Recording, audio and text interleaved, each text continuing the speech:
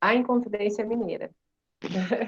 Por que nós vamos estudar a Inconfidência Mineira? Porque ela vai ser um dos movimentos que vão ser influenciados pela independência dos Estados Unidos. E a independência dos Estados Unidos vai ser influenciada pelos princípios iluministas, do iluminismo, certo? Aí a minha pergunta que eu fiz para vocês. Por que essa aqui é a bandeira atual do estado de Minas Gerais? E aí eu pergunto para vocês, o porquê dessa bandeira? Alguém sabe me dizer o significado?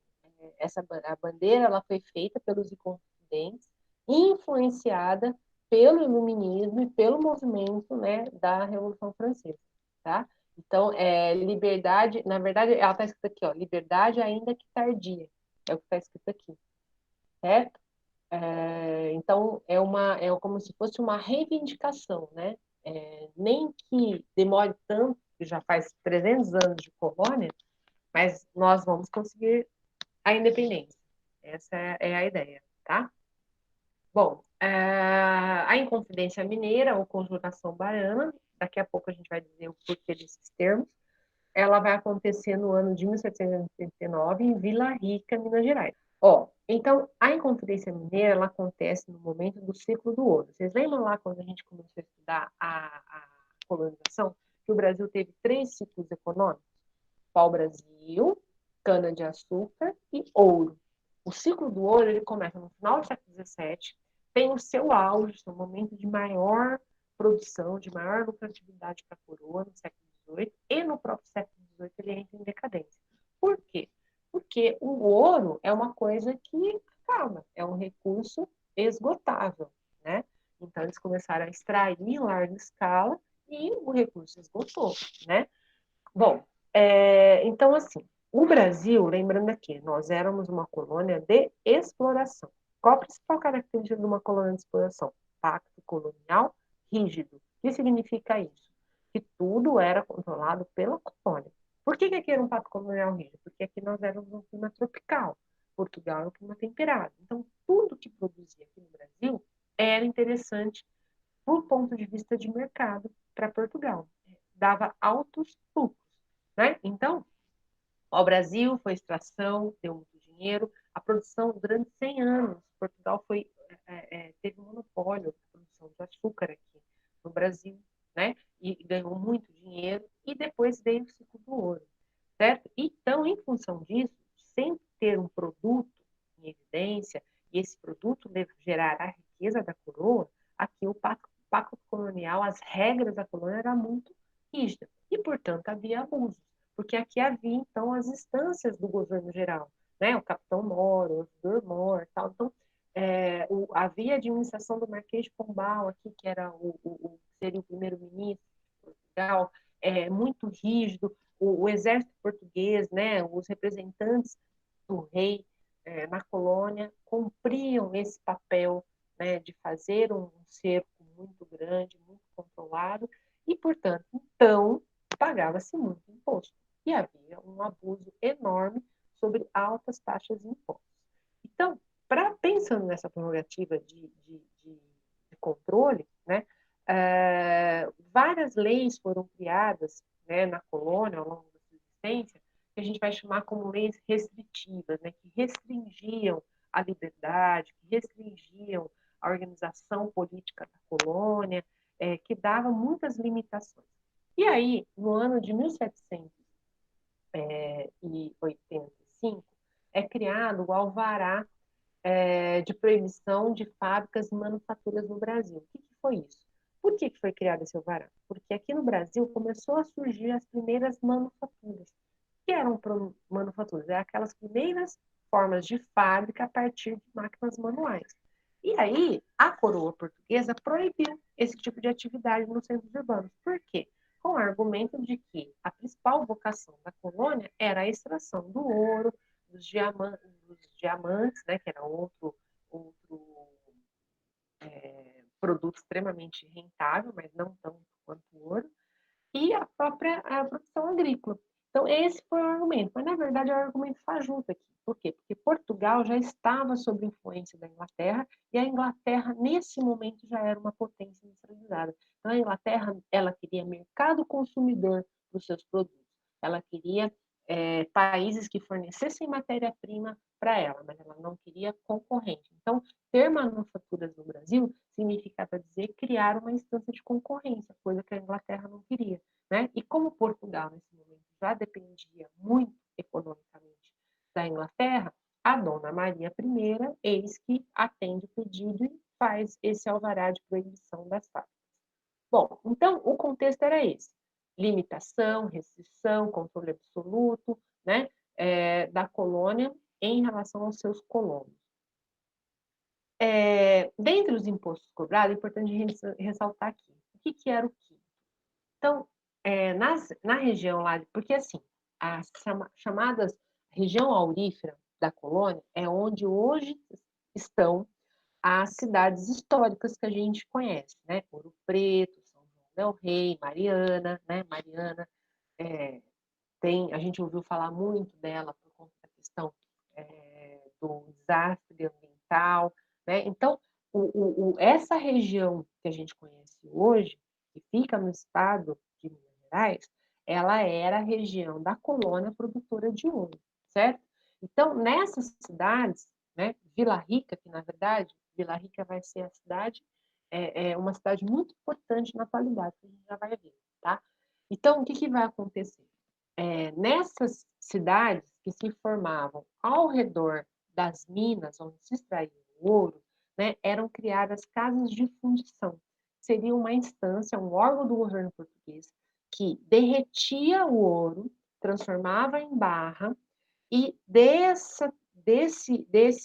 ouro transformado colocava-se o selo da coroa portuguesa e retirava-se 20%, né, de tudo que foi transformado ali para pagamento de imposto. Então, vamos imaginar que eu era um minerador, então eu chegava lá com, sei lá, uma quantidade X de ouro, essa quantidade era derretida e vamos imaginar que era transformada em 10 barras, né?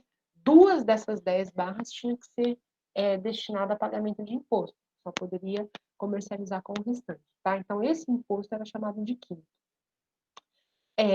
E é bem colocado assim, como era tudo muito rígido, né?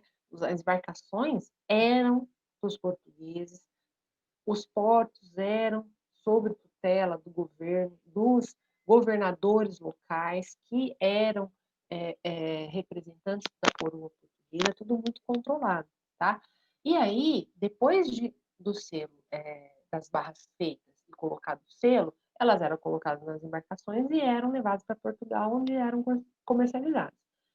Se fosse pego ouro sem o selo real, sem esses procedimentos legais, né, o que acabava acontecendo, a pessoa ela era presa, ela era atribuída a ela o degredo, que é o exílio, né, para a África, principalmente. Então, havia uma série de punições, tá? Bom, o que vai acontecer? Já indo para o final do século XVIII, a produção de ouro, né, a extração, ela vai começar a diminuir, porque vai começar a haver um esgotamento dessas jazidas. Apesar do esgotamento, o que vai acontecer? A coroa portuguesa, arbitrária como só, ela não vai entender que estava iniciando o esgotamento, que era necessário ela rever a cobrança de impostos, ela vai, além dela manter os mesmos impostos, ela vai ao criar mais um, que seria a derrama. Então, cada região da produção aurífera, eles tinham que pagar anualmente para a coroa portuguesa 15 arrobas de ouro, que equivalia a 15 quilos. Então, vamos imaginar que todo o ouro extraído ali em Vila Rica, né, tinha que ser transformado em barra, colocado o selo da coroa, tirado os 20%, né, e mandado para Portugal. Ao final, tinha que ter tido, então, esses 100 arrobas, né, que corresponderia lá a 15 quilos de ouro. Se se determinada região não cumprisse isso, o que acontecia? Os moradores, os mineradores, teriam que pagar isso de alguma forma. Então, o que era feito? Uma vez no ano, então, para poder cobrar essa dívida, os soldados entravam na casa das pessoas e confiscavam os bens que cada um estava devendo ali para a coroa. Até, né, confiscavam os bens para poder completar ali o valor. E bens era tudo, né, gente? Móveis, roupas, joias, escravos, tudo isso. Então, a derrama, ela causava uma insatisfação imensa na população, porque não levava em consideração as necessidades, a realidade, né, da diminuição da extração, por exemplo, do esgotamento das jazidas, né? A coroa não queria nem saber. Bom, e aí, em função dessa insatisfação, as pessoas vão começar a pensar numa forma de resolver esse problema. E qual seria essa forma? Se levantando com uma coroa. Então, as ideias iluministas já andavam aqui. Porque, por exemplo, Vila Rica, ela era uma cidade referência da região. Então, tinha advogados, tinha médicos, tinha uma burguesia ali instalada, uma nobreza, né? Então, eles tinham muito contato, muitas viagens para a Europa, tinham muito contato com as ideias que estavam circulando na Europa, tal. Então, começou a haver um movimento dentro dessas pessoas de influência, de talvez mobilizar uma ação contra a coroa portuguesa para poder conquistar aí, né, dignidade, né, para conquistar aí a sua liberdade, né? E aí, o que eles passaram a vislumbrar? A independência do Brasil. Então, gente, a Inconfidência Mineira, ela vai ser o primeiro, na verdade, o segundo, né? Porque depois a gente tem também a Conjuração Baiana. Ela vai ser o primeiro grande levante e ela vai ter como influência as ideias iluministas, tá? Então, olha lá, a elite brasileira vai começar a pensar nisso, tá? Então, na verdade, a nossa elite brasileira, ela é uma elite que pensa por si, para si e nada mais. E a gente sempre esteve apartado. E aí, em alguns momentos, a gente se revela, mas a gente não consegue entender e nem se identificar enquanto parte desse processo, sabe? Ideologicamente foi dessa forma que foi construído ao longo da nossa história. Ó, então, Ok, professora. tá, voltando aqui. Então, a Inconfidência Mineira, ela vai começar a nascer por meio da insatisfação referente ao abuso do poder em relação à cobrança dos impostos, da derrama como a sua prerrogativa máxima, onde as pessoas tinham seus bens confiscados para cobrir o valor que elas eram obrigadas a pagar anualmente. Então, é um grupo de poder, de influências, né? Intelectuais, fazendeiros, militares, donos de minas, vão começar a ficar insatisfeitos, incomodados com essa questão. E aí, junto com isso, vão vir a influência da independência dos Estados Unidos, que veio da independência do iluminismo francês e que coloca como marca principal a liberdade, né? E para a gente ser liberto, o que a gente precisava fazer? Romper com a metrópole. E isso seria, então, um movimento de independência. Então, o centro da proposta da Inconfidência Mineira era a separação de Portugal, era a independência do Brasil, tá?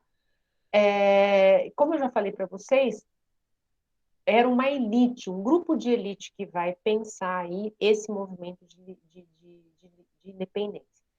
Então, tem alguns exemplos aqui, ó. O advogado e minerador Inácio José de Avarenca Peixoto, o advogado e poeta Cláudio Manuel da Costa, o poeta e desembargador, tá vendo? Tudo gente da elite. Tomás Antônio Gonzaga, os coronéis Francisco Paula, Francisco Antônio, os padres Correia de Toledo, Oliveira Rolim, Luiz Vieira, né? Importante que, na grande maioria dessas pessoas, elas tinham dívidas com a coroa portuguesa, tá? E aí, dentre essas pessoas, existia uma pessoa menos favorecida economicamente, que não fazia parte da elite. Porém, era uma pessoa que tinha certo, uma certa formação intelectual, por assim dizer, e começou a ler, a se apropriar dessas questões do iluminismo e se aproximou desse grupo e acabou fazendo parte desse movimento. Quem era esse cara? O Joaquim José da Silva Xavier, o Tiradentes, tá? O Tiradentes, na verdade, Tiradentes veio do apelido, que ele recebia. Porque o Tiradentes, como ele era pobre, ele tinha que se virar nos 30, ele foi de tudo um pouco. Então, assim, ele foi tropeiro, ele foi comerciante e ele também foi alferes. Alferes era uma baixa patente militar, como se fosse sargento, tá? E ele tinha uma profissão, como se fosse um freelance, que era de arrancar o dente das pessoas, porque naquela época não tinha dentista, né? Muito menos as pessoas escovavam o dente, passavam fio dental para poder dormir, né? Então, o que acontecia? O dente das pessoas apodrecia, e aí dava canal, e etc e tal, e aí começava aquela dor danada. Como é que as pessoas faziam para resolver o problema? Arrancavam, né? Então, até muito pouco tempo atrás, gente, uma dor de dente, o dentista arrancava o dente da pessoa e aí arrancava tudo e botava dentadura, né? Minha mãe, né? A voz de vocês é dessa forma, né? Então, o Tiradentes, ele tinha essa habilidade de ajudar as pessoas em seu momento de dor e arrancar o dente. E daí o apelido Tiradentes, tá? Mas o nome dele era Joaquim José da Silva Xavier, tá? Bom, interessante aqui, ó. O único que era pobre, de origem humilde, era o Tiradentes. Todos os outros eram de origem de elite ou tinham influência política na sociedade mineira daquele momento, tá? As reivindicações dele, né? Primeira, eles queriam proclamar uma república, né? Nos moldes da Constituição dos Estados Unidos, né? Da República Estadunidense, estabelecida a partir da sua independência, eleições anuais, porque até então tudo era nomeado pela coroa. Então, o governador da província era nomeado pelo rei, os ouvidor-mor, capitão-mor, que eram as instâncias, cargos políticos das instâncias administrativas, também eram nomeados pelo rei. Então, o que eles queriam? Eles queriam eleições anuais. Outra coisa que eles queriam, ó, instalação de manufaturas, se contrapondo ao alvará da Dona Maria I, que proibia a produção manufatureira. E eles queriam uma milícia nacional. Por quê? Porque toda atividade de milícia ou de exército era português, né? Então, eles queriam um exército nacional. Só que eles tinham uma divergência, né? Então, assim como foi nos Estados Unidos incoerente a questão deles declararem a liberdade como direito a todos, né? A liberdade como garantias sociais universais, mas para quem fosse branco, porque eles mantiveram o sistema escravista, porque, na verdade, eles não reconheciam o escravo como cidadão de direitos. Não foi isso? Então, aqui também havia divergência. Por quê? Porque dentre as pessoas membros de elite, eu tinha dono de escravo. Então, quem era minerador, a principal mão de obra na extração do ouro era escravo, era mão de obra escrava, né? Então, havia uma divergência. Então, havia um grupo que queria a abolição da escravatura, como dizem, né, o Tiradentes era um favorável à abolição, à libertação dos escravos, tinha aqueles que dependiam do trabalho escravo ou tinham escravos em larga escala e queriam a permanência do sistema escravista, né? Então, aí o que aconteceu? Esse ponto eles deixaram, né, sobre aviso, eles não colocaram como a reivindicação porque não havia um consenso. Como que terminou? Bom, primeira coisa, né? Eles combinam de fazer o levante no dia da derrama do ano de 1729, que foi o ano que esse movimento começou a tomar corpo, né? Então, vamos imaginar que já havia uma insatisfação, então, quando foi lá no final do ano de 88, esse movimento começou a crescer, várias reuniões e tal, foi dando corpo, aí eles decidiram que eles iam fazer esse levante no dia da execução da derrama, que seria em fevereiro, né?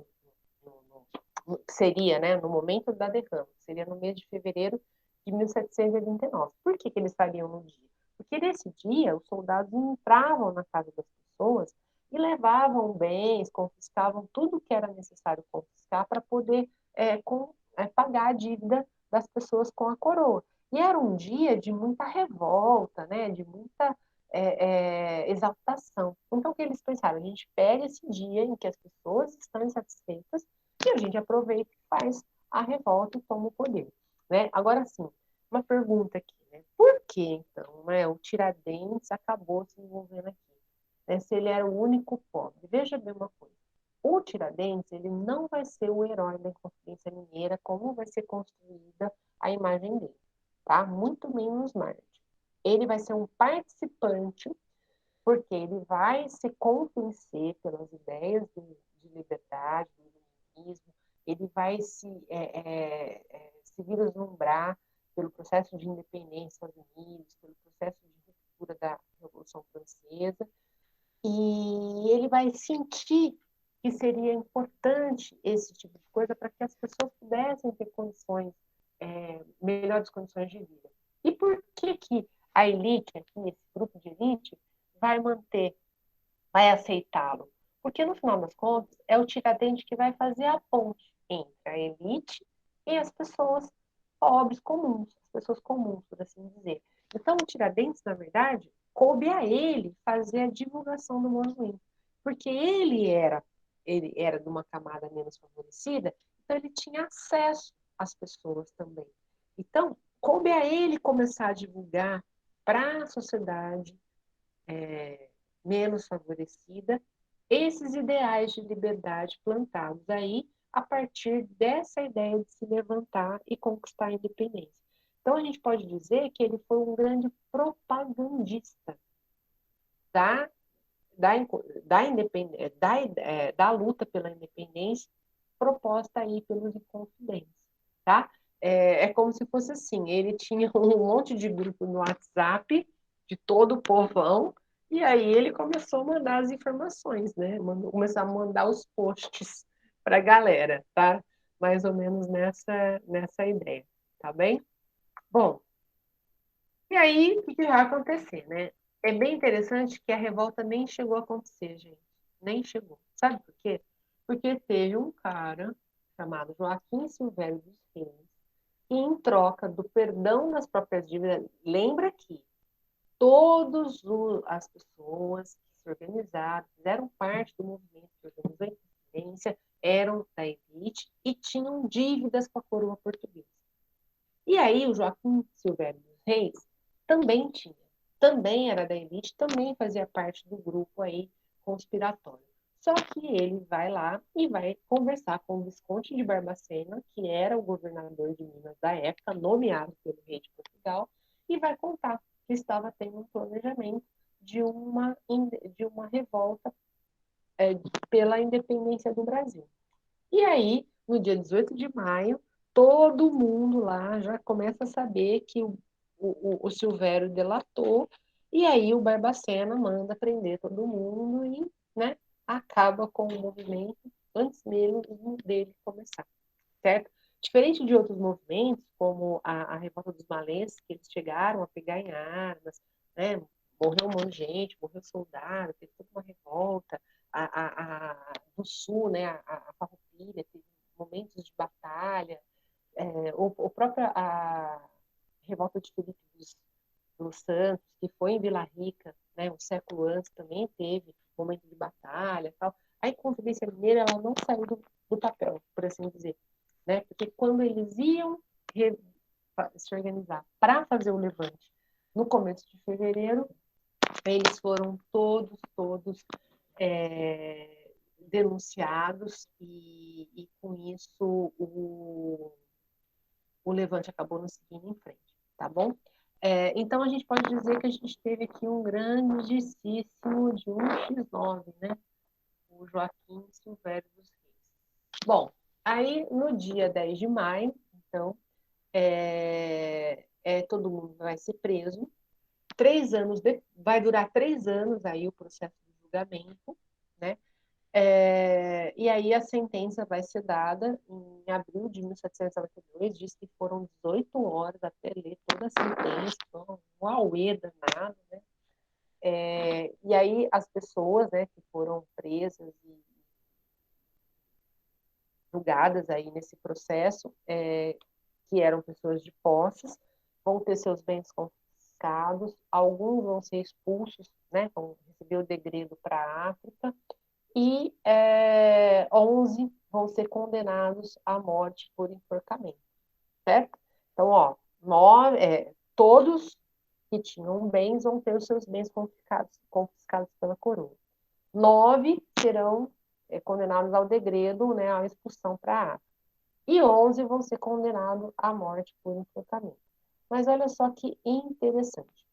Desses 11, 10 tiveram a pena modificada. E só o Tiradentes foi executado. Aí a pergunta a vocês que não quer calar. Por quê? Só Tiradentes não teve a pena modificada. Porque ele era pobre. Porque precisava de alguém para morrer enforcado de exemplo, né? Então. Que fosse ele, exatamente. Que fosse ele. Então você vê, né? O cara entrou de gaiato, vislumbrando uma liberdade, uma igualdade social, né? Porque ele era pobre, sabia o quanto as pessoas sofriam, eram exploradas e tudo mais. É pego, na verdade, como um grande bode expiatório ali, né? Primeiro que ele foi usado pelo movimento, né?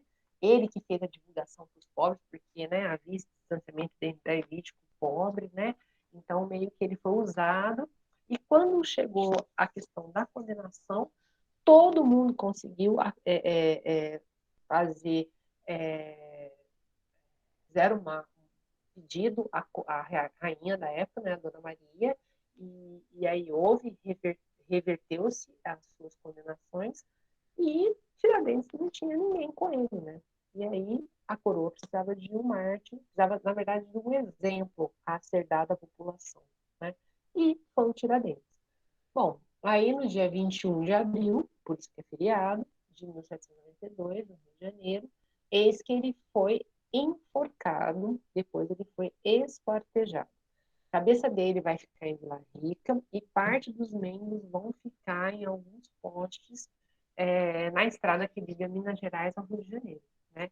A casa dele vai ser toda destruída, jogada sal para que não nascesse nada lá, e durante muito tempo o nome dele era proibido de ser falado, qualquer referência seria vista como uma subversão à coroa portuguesa, né?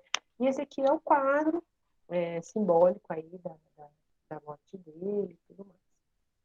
Bom, aí essa visão Então, até aqui a gente entendeu que ele não foi herói, né? O que ele acabou sendo? Um bode expiatório, que precisava de alguém de exemplo. E aí foi o pobre que foi pego de exemplo, né? E aí rolou enforcamento, esquartejamento, o nome dele foi banido durante até o final da colônia. Aí rola a independência, como bem a Letícia lembrou, vai ser o Dom Pedro, que era neto, filho do Dom João, neto da Dona Maria, aí, que vai proclamar a independência e vai virar imperador. Então o Brasil vai ter um império, né? Primeiro e segundo reinado. Dom Pedro I, depois Dom Pedro II. Vai ter aí um período longo, né, de império. E durante todo esse período do império, o nome dele também foi banido da história, era um nome nefasto a ser colocado. E aí, o que vai acontecer? Em 1889, eis que os militares, juntamente com a elite, por isso que eu estou te falando, Letícia, no Brasil a gente acha, por que a elite, por que a gente não se sente parte? Porque todas as decisões de mudança, de ruptura, foram tomadas pela elite, para a elite, em função dos seus interesses. Então, quando Dom Pedro proclama a independência em 1822, foi com o aval, o respaldo, o apoio da elite brasileira, que conseguiu ter atendido os seus interesses. O dia que o Dom Pedro II, né, o governo dele, por via da filha dele, abole a escravatura, que era algo que a elite brasileira não queria, tá? Que foi 1888, no outro ano, 1889, houve um golpe, acabou com o Império e estabeleceu a República. E, mais uma vez, o povo só ficou sabendo pelos jornais, vamos brincar, né? Pelas redes sociais, certo? Então, a gente não consegue ter, enquanto povo, essa ideia de identidade, de participação política nos movimentos de ruptura. Embora, ao longo da nossa história, vários momentos de rupturas tenham aparecido, né, de origem popular, mas todos eles foram severamente, brutalmente reprimidos, tá? É que não vai dar tempo da gente ver aqui, mas eu costumo trazer alguns para vocês. Se a gente pegar a própria Bri, Oi. pode falar um pouquinho mais alto? Ai, eu esqueço do microfone. Melhorou? Sim, agora sim. É, então, ao longo da história do Brasil, até os dias de hoje, a gente vê que o povo brasileiro não é um povo pacífico. Só que a gente sempre foi colocado à margem das grandes mudanças e rupturas. Por quê? Porque sempre um grupo de elite que tomou a frente conforme os seus interesses. Entendeu? Então, o que acontece? Quando o Brasil, né, por uma outra articulação, movida por interesses de grupo. A elite brasileira, juntamente com os militares, resolve colocar fim ao império e estabelecer a república, né? Eis que era necessário construir um herói nacional. E aí se resgata quem? O pobre coitado que morreu lá como exemplo do processo da luta pela independência lá no século XVIII, que foi o Tiradentes. Tá? Então, o Tiradentes, ele é resgatado da história, porque ele tinha sido apagado. Ele tinha sido apagado. Ele é resgatado da história quando o Brasil inicia o período da República. Isso vai ser 15 de novembro de 1889. E aí, a República instalada no Brasil, ela tem uma influência de um movimento chamado positivismo, que tem essa questão da necessidade de se criar, então, mártires, heróis, conforme os interesses dos grupos de poder estabelecidos. E aí, eis que o Tiradentes é retirado das páginas da história nefasta e colocado para as páginas principais. E aí ele vem nessa figura de herói, de grande líder, que deu a sua vida pela independência, tal, e tudo mais, né? E aí é bem interessante que, veja bem você, ele ficou 3 anos preso. E antes de ser preso, o Tiradentes ele era militar. Vocês já viram um militar de cabelão, de barbona? Já viram? Não. Não, né? Então, muito provavelmente o Tiradentes sempre devia ter os cabelos bem curtos, porque ele era de patente militar. E aí, o que que acontece? Ele ficou 3 anos preso junto com vários outros inconfidentes. Todo mundo acabou se safando, né? Foi dessa para melhor, quer dizer, de verdade foi dessa para melhor, porque uns foram para a Europa, outros foram tocar a vida, continuaram vivos, né?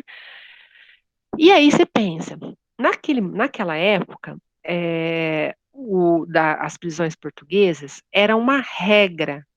Todos os presos tinham cabelo raspado e a barba raspada. Por quê? Para evitar a proliferação de piolhos. Então, se o Tiradentes tinha ficado todo esse tempo preso aí, o cabelo dele sempre foi raspado. Sempre. Não tem como, era a ordem, era a regra. E aí, criou-se, então, essa imagem aqui do Tiradentes. Que analogia vocês fazem dela? Acho que vocês já leram no slide, mas A enfim. Jesus. A Tipo jesuíta. eurocêntrica. Eurocêntrica.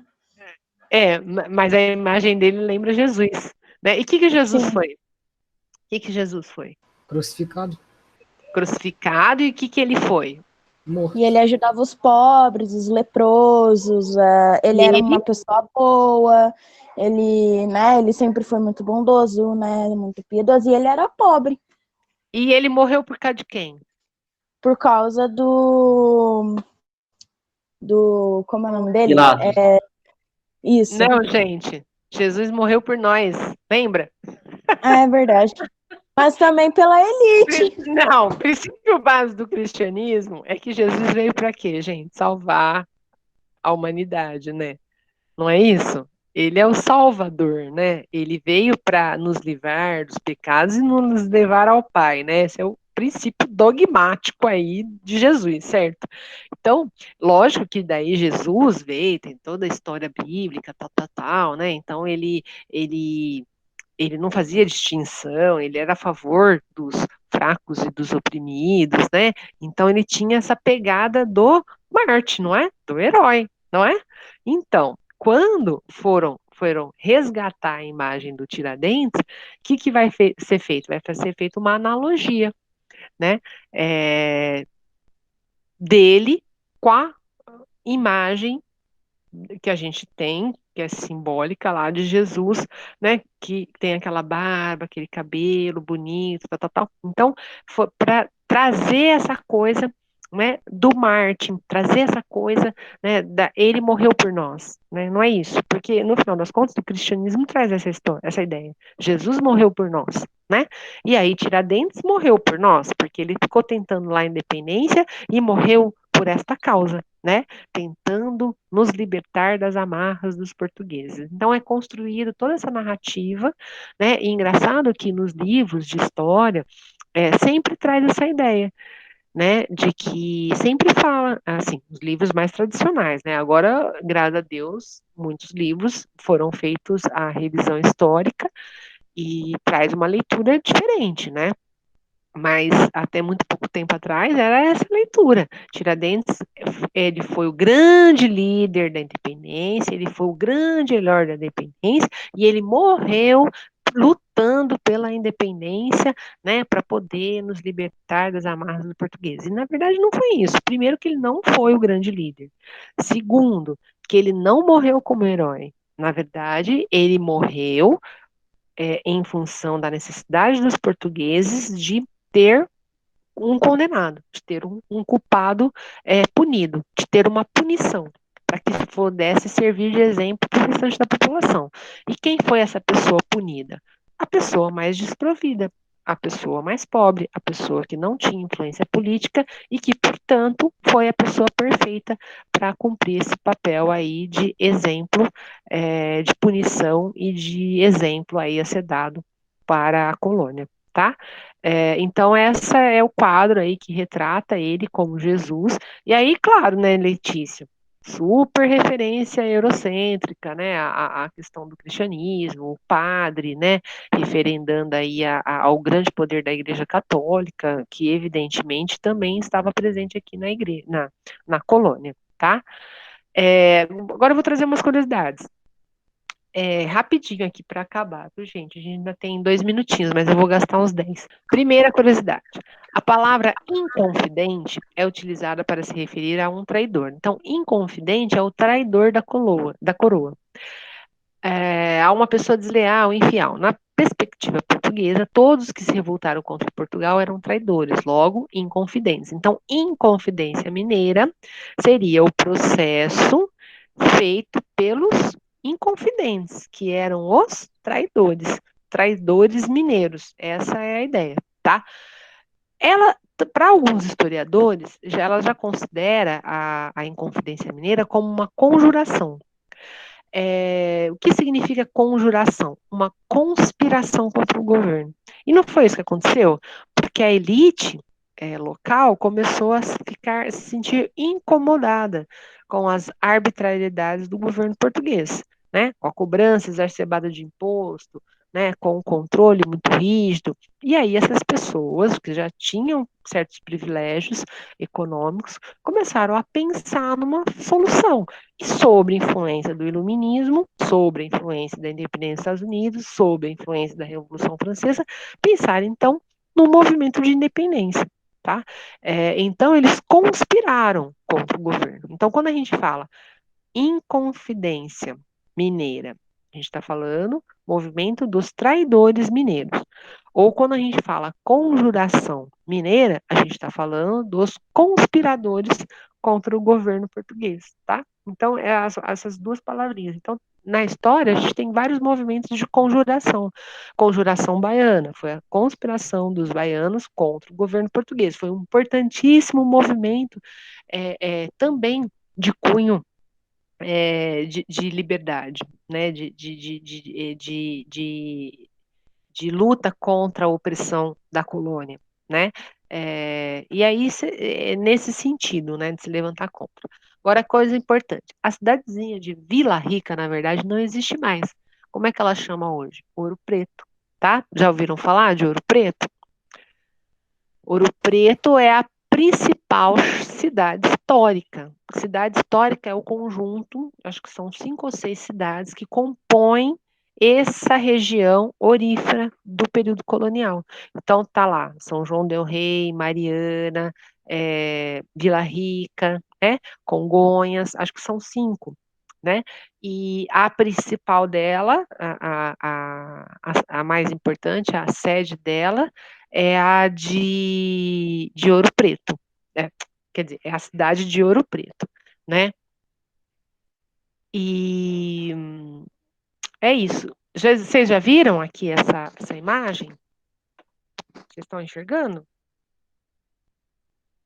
Sim, já vi só em fotos mesmo, só, né? Tá. Que nem tá aqui. Tá. Então vamos lá. Olha só que interessante. Na primeira noite em que a cabeça de Tiradentes foi exposta em Vila Rica, porque depois ela vai ser mandada para o Rio de Janeiro, né? Ela foi furtada, tendo seu paradeiro desconhecido até os dias de hoje. Quer dizer, ela veio do Minto, né, gente? Ela veio do Rio de Janeiro, que ele foi furtado lá, e foi colocado lá em Vila Rica, e depois ela foi furtada. E até hoje não sabe o que aconteceu, né? Eu achei um movimento de rebeldia esse, vocês não acharam? Hein? Um pouquinho, um pouquinho. Ai, você concorda? Foi uma resposta para a coroa. Olha, você matou o nosso amigo, mas a gente não vai deixar ele aqui. A gente vai dar um enterro digno para ele. Ué, uma forma de resistência, né? Outra coisa. Tratando-se de uma condenação por inconfidência, né, traição à coroa, os sinos da igreja não poderiam tocar quando da execução. Afirma a lenda que, mesmo assim, no momento do enforcamento, o sino da igreja local soou 5 badaladas. Tá vendo? Tô falando para vocês que as pessoas elas resistem de alguma maneira, né? Então, esse aqui é o grito do oprimido, né? Outra coisa. A casa de Tiradentes foi arrasada, que eu já falei, né? O seu local foi salgado para que mais nada ali nascesse. E as autoridades declararam infames todos os seus descendentes. Coitado. Então, na verdade, os caras tiveram que mudar de nome, de identidade, fingir que não tinha nenhum parentesco com ele, né? Aí aqui que eu já falei isso para vocês, né? Ele jamais teve cabelo e barbas grandes, porque como ele era alferes, né, que é militar, eles têm que ter tudo curtinho. E nas prisões, uma das ordens era que os presos tiveram o cabelo e barba raspada para não dar pior, tá? É isso.